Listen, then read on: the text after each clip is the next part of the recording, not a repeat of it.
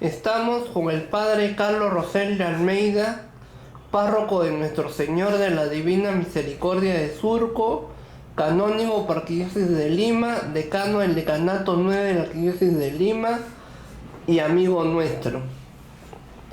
Padre, hoy vamos a hablar sobre las obras de misericordia espirituales.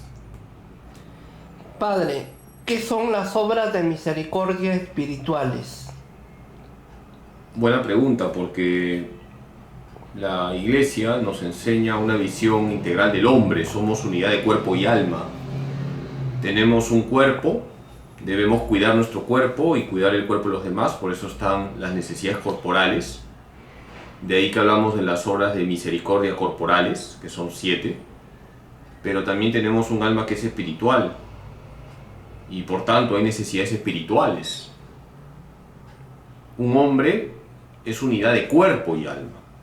Y así como hay necesidades corporales que debemos atender, hay necesidades espirituales que también debemos atender. Más aún, siempre se ha dicho que lo que vivifica el cuerpo es el alma, que es espiritual. Cuando viene la muerte, el cuerpo se separa del alma, hay una separación, el cuerpo se corrompe, el alma pervive porque es inmortal, pero luego vendrá la resurrección, que es la reconstitución de la persona. Hay que valorar la dimensión corporal y la dimensión espiritual, y por eso hablamos de obras de misericordia corporales y espirituales. Padre, ¿qué nos exige, qué nos obliga, qué nos compromete las obras de misericordia espirituales en general? En general y en síntesis, preocuparnos de la salvación de los demás.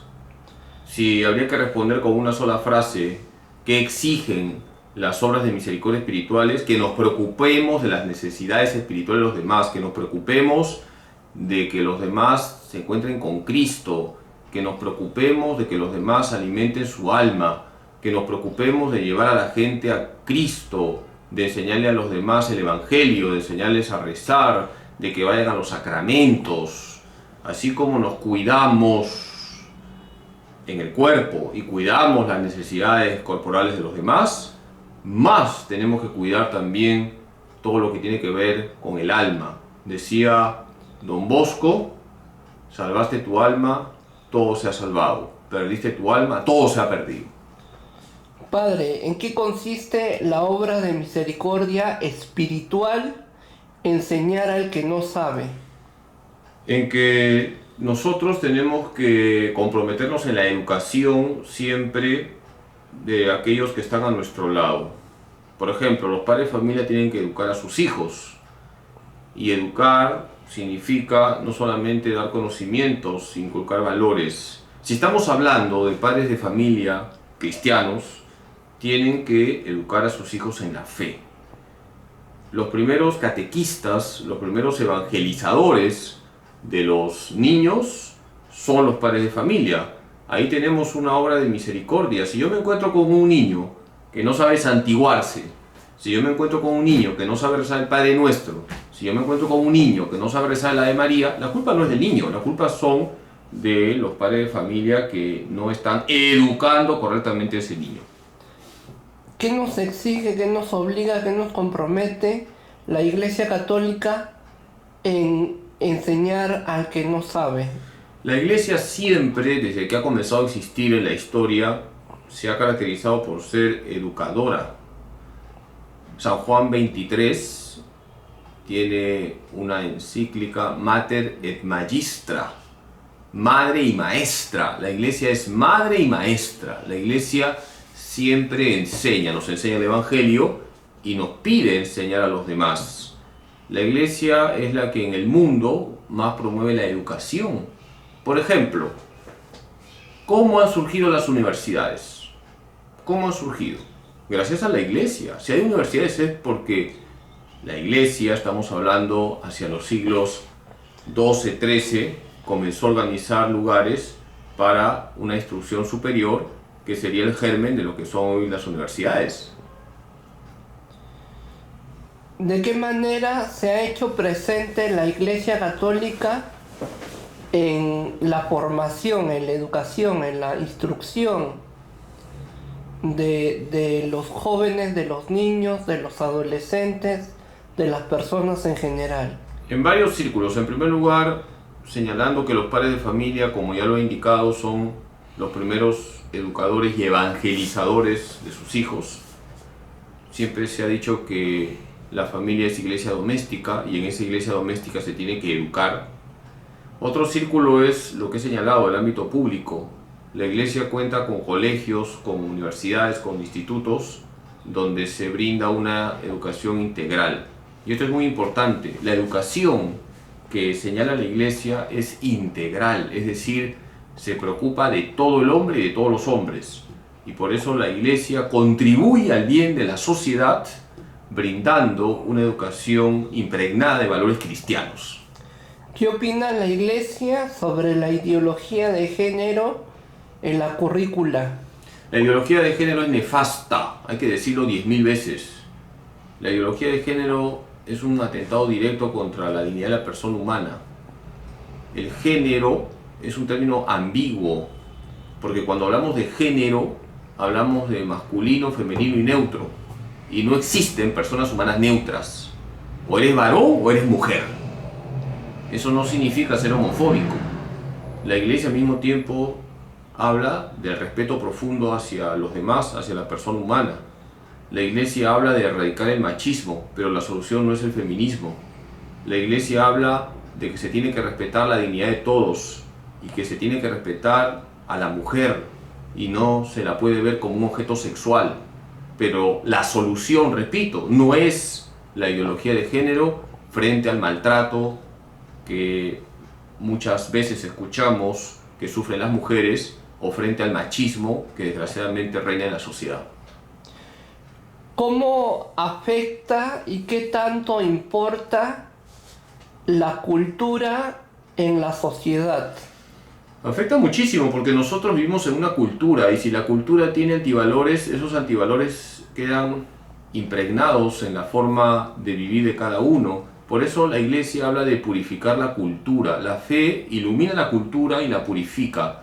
Por ejemplo, cuando llegan misioneros a un lugar a anunciar el evangelio, reconocen lo bueno que existe en ese lugar.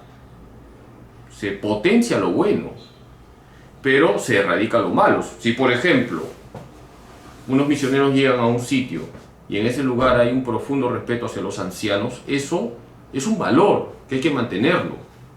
Pero si en ese lugar al mismo tiempo hay sacrificios humanos, eso hay que erradicarlo. Y no es correcto decir, es su cultura, respeten su cultura. Hay que respetar lo bueno, lo verdadero y lo bello. Aquello que va contra la persona humana, eso hay que erradicarlo de la cultura. ¿Hasta dónde se llega el afán del hombre con el ánimo, con la finalidad de rescatar la cultura originaria, la cultura aborigen, la cultura ancestral y milenaria? ¿Hasta dónde se puede llegar con el ánimo, con el afán, con la convicción de rescatar la cultura y mantenerla y preservarla como se debe y no alterarla de alguna manera agresiva, provocadora, procaz, ¿no? Te felicito por tu pregunta. Se ve, Freddy, que has aprovechado la cuarentena en leer bastante. La iglesia habla de una correcta inculturación. Vamos a explicar esto. ¿Qué significa una correcta inculturación del evangelio? Cuando llega el evangelio a un lugar, aquello que es verdadero, bueno y bello se mantiene y se potencia. Y aquello que va en contra de la dignidad de la persona humana, como ya he dicho, hay que erradicarlo. Hay culturas milenarias y en esas culturas milenarias hay muchos valores. Por ejemplo, en el Oriente hay un profundo respeto a las personas mayores y se valora la sabiduría de los mayores. Eso hay que reconocerlo. Eso hay que mantenerlo. Desgraciadamente, en muchos países occidentales a las personas mayores se las margina, se las lleva a una casa de reposo, no se las visita. Eso no ocurre en las culturas del Oriente. Hay un profundo respeto hacia las personas mayores. Eso es un valor que hay que mantener. Pero por otro lado, no se puede permitir, porque no va en armonía con el Evangelio, que haya prácticas inmorales, como por ejemplo en algunos lugares del África todavía se practica la poligamia, y eso atenta contra la dignidad de la persona humana, no solamente la mujer, o que hayan lugares donde las culturas son muy primitivas y se ofrecen sacrificios a los dioses matando niños. Todo eso hay que erradicarlo. Uno puede decir, es su cultura, es una cultura muy antigua. Sí, es una cultura antigua, pero aquello que es inmoral, eso hay que erradicarlo, hay que purificar también las culturas. ¿Hasta dónde se llegó con el ánimo, con el afán de catequizar, de educar a la feligresía en tiempos remotos, en tiempos antiguos? La evangelización que ha realizado la Iglesia en la historia ha tenido momentos de gloria que han sido posibles por los santos. Por eso hay que hablar de la santidad cuando hablamos de transformar una cultura en favor del Evangelio. También ha habido una serie de acciones que no han sido edificantes y que ya Juan Pablo II lo señaló con mucha valentía, que exigían de la Iglesia también pedir perdón, porque no todos los que llegaban a lugares de misión iban a anunciar el Evangelio, algunos iban a enriquecerse y maltrataban a las personas del lugar. Y la Iglesia reconoce todo eso, reconoce lo bueno, que repito, hoy en día algunos quieren negar, y hay que decir, la evangelización fue una tarea titánica. Lo que movió a miles, cientos de miles de misioneros fue anunciar el Evangelio, no el oro, no la plata, anunciar el Evangelio. Se preocuparon de la persona humana, y el mejor ejemplo para nosotros es Santo Toribio Alfonso de Mogrovejo. Pero también hubo aquellos que venían a tierras nuevas, no con el afán tan recto que se esperaba, sino para lucrar, e inclusive hubo también maltratos, y todo eso, hay que decirlo con claridad, es pecado y ensució el rostro de la Iglesia. ¿El conocimiento se comparte o el conocimiento se lucra?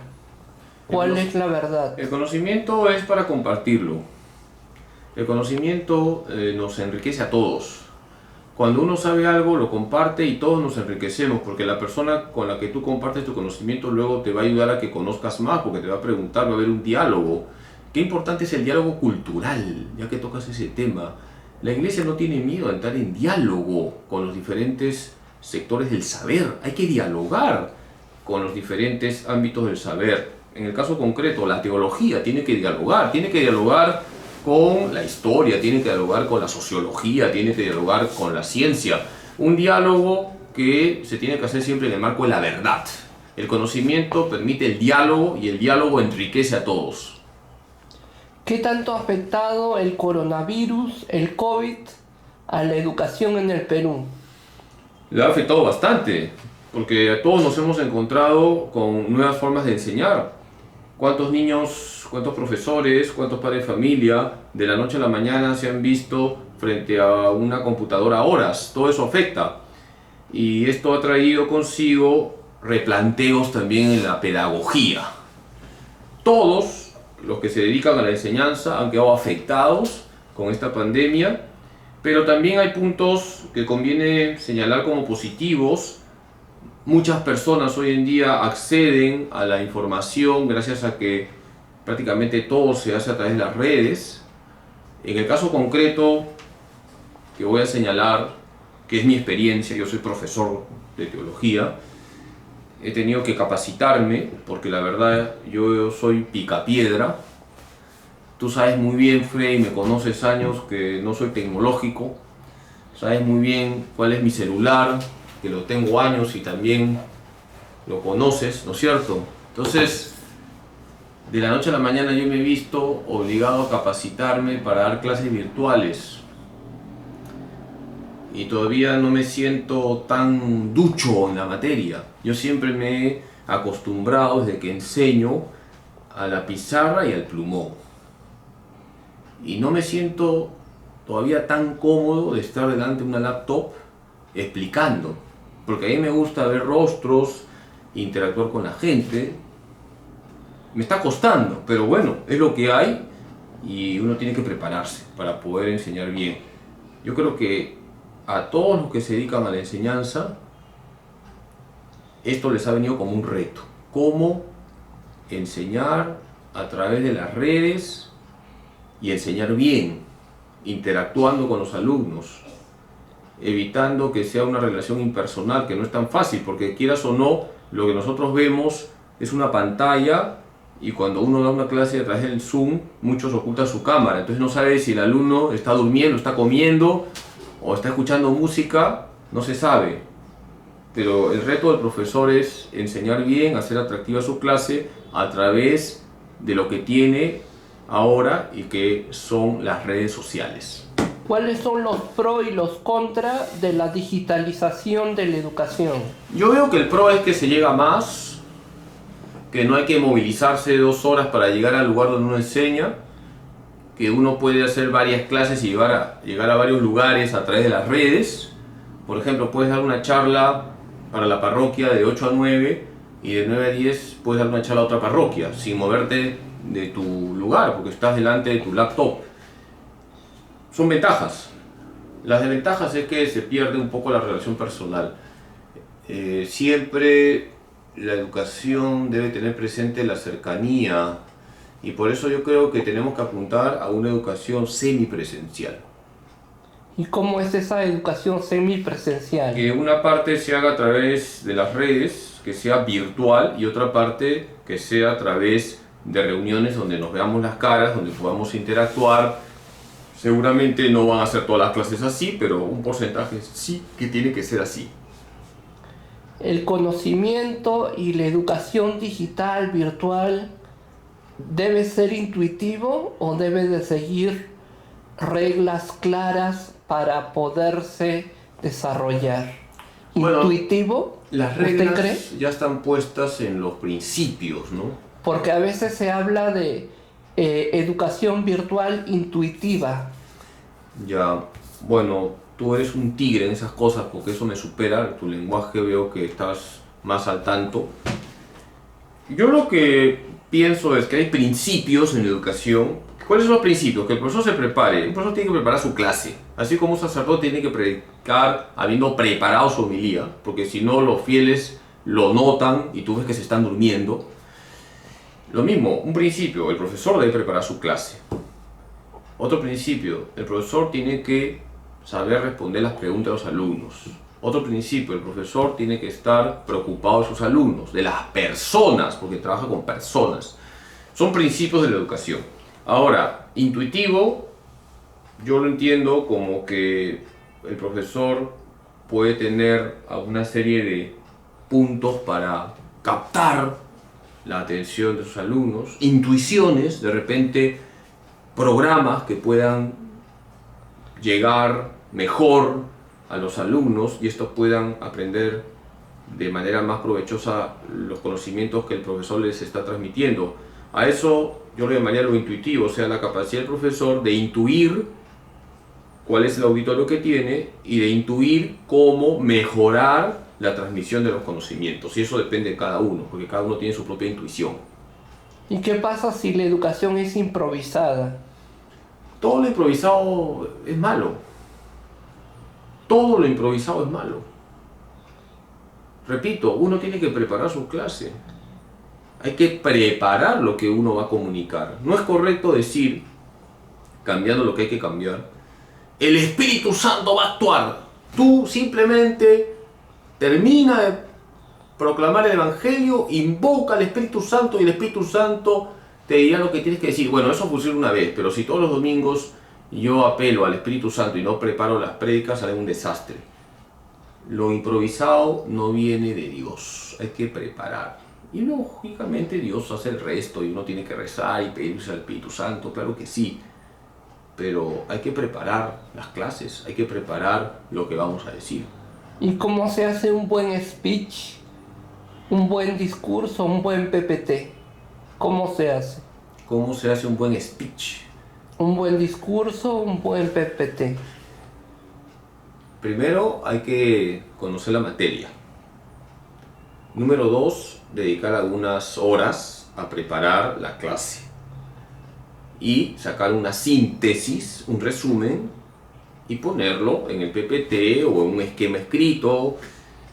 Y yo creo que con eso, preparación, síntesis, colocar la síntesis en un PPT, la clase puede ser fluida. ¿Cree usted que los mapas conceptuales, los cuadros sinópticos, los diagramas de Venn ayudan a la comprensión de la materia del tema? Sí, todo del lo que curso? significa esquematizar, sintetizar, organizar, todo eso ayuda mucho, los planos mentales, todo eso ayuda mucho. Pero hay que saber explicarlos, no basta decir, vean este mapa conceptual, vean este PowerPoint, hay que explicar. Y por eso también los PowerPoint no pueden ser tan densos. Yo prefiero hacerlo siempre con preguntas-respuestas y que no tengan mucha letra porque son a veces demasiado densos y no se entiende con la eficacia como debería entenderse lo que se quiere transmitir. ¿Es posible que un profesor aprenda de sus alumnos? No solamente es posible, es que el profesor aprende de sus alumnos. El profesor aprende de sus alumnos, de los buenos alumnos, por si acaso, no el flojo. Hay alumnos que te hacen buenas preguntas, hay alumnos que te motivan que investigues, hay alumnos que te ponen en aprietos sin mala intención. Y esos alumnos son los que ayudan al profesor a mejorar. Nadie puede decir, ya llevo enseñando 15 años, ya lo sé todo. No, el sabelotodo no existe en la educación. El profesor tiene que estar constantemente preparándose. La formación es permanente. Y los alumnos ayudan a que el profesor tenga conciencia que debe estar formándose constantemente. Es bueno que un adulto, una persona de la tercera edad, se siga formando, se siga instruyendo, Por se supuesto. siga capacitando. Por supuesto, y yo quiero sacarme el sombrero por tantas personas que conozco, sobre todo en las comunidades parroquiales donde he estado, personas mayores. Todos somos jóvenes en Cristo, por si acaso, pero hay personas ya con sus años que a mí me han edificado porque veo que utilizan las redes, hacen apostolado a través de las redes, veo que manejan muy bien la computadora, manejan programas, evangelizan, buscan información. La verdad que felicito a todas esas personas mayores y que se preocupan de formarse además y de comunicar lo que van aprendiendo. ¿Es bueno ser máster y doctor, PhD, o basta y sobra con ser licenciado? Hermano, lo que tenemos que hacer es ser santos, ¿me entiendes? Cuando yo me muera, el Señor no va a decir, fuiste doctor en teología, no. Me va a decir, fuiste un buen sacerdote, celebraste bien la misa, confesaste a la gente, atendiste a todos, especialmente a Freddy, que es cargoso. Eso es lo que me va a decir el Señor. No me va a decir si tuve doctorado en teología, o en escritura, o en ciencias ocultas. La santidad es lo que tenemos que buscar. Ahora, si uno tiene un doctorado, un PhD, un máster, una licenciatura, que sea para servir. No para que uno diga, por si acaso yo soy doctor y tú no eres doctor. Esas son tonterías. Son tonterías. Si uno tiene un doctorado, una licenciatura, una maestría, es para enseñar, para comunicar a los demás. Y además no es bueno estar diciendo cada rato, soy doctor, soy doctor, soy doctor. El doctor con mayúsculas es Cristo. Él es el doctor. ¿Ya? ¿Qué tan importantes son las becas? Bueno, las becas ayudan a las personas más necesitadas. ¿Cree que deberían de haber más puertas, más ventanas, más oportunidades de becas para jóvenes que buscan superarse en la vida? Por supuesto que sí, pero también es bueno que hayan fondos que financien las becas, porque si una universidad a puras becas termina quebrada y se hunde. Entonces hay que organizar bien las becas, que haya un fondo, hay personas que tienen dinero y que son generosas y que colaboran con la educación, se pueden formar fondos de ayuda y se van dando becas. Ahora también hay que dar becas a aquel que lo merece, ¿no? Porque también uno da becas a una persona que puede ser necesitada pero no estudia, entonces mejor pues que vaya a hacer otra cosa, que vaya a trabajar, porque se ve que el estudio no le va a dar. Tu última pregunta, hermano. Un cartón dice mucho de una persona. El cartón no dice nada, lo que dice es la persona misma, ¿me entendiste? O sea, yo puedo tener un doctorado en Harvard y ser una persona intransigente, una persona que no trabaja correctamente, una persona que busca siempre su propio interés. Ese cartón no sirve para nada. Lo importante es la persona, lo importante es que nosotros nos esforcemos por practicar las virtudes y que si somos creyentes veamos el trabajo como un medio de santificación.